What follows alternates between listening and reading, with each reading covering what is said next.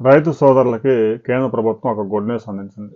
ప్రధానమంత్రి కిసాన్ యోజన కింద ఈకేవైసీ చేసుకునేందుకు మరో అవకాశం కల్పించింది.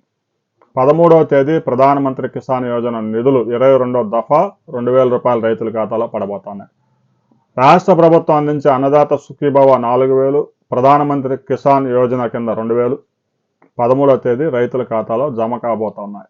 ఇప్పటికీ కూడా ఎవరైతే రైతులు ఈ కేవైసీ చేసుకోలేదో వారికి ప్రధానమంత్రి కిసాన్ యోజన నిధులు పడే అవకాశం లేదు. ఈరోజు కూడా ఈ కేవైసీ చేసుకునేందుకు కేంద్ర ప్రభుత్వం అనుమతించింది. రైతు సోదరులు ఇప్పటికే 9,46,00,000 మంది పీఎం కిసాన్ కింద ప్రయోజనం పొందుతూ ఉన్నారు. ఇంకా 3 కోట్ల మంది ఈ కేవైసీ చేసుకోలేదు అనే సమాచారం కేంద్ర ప్రభుత్వం దగ్గర ఉంది.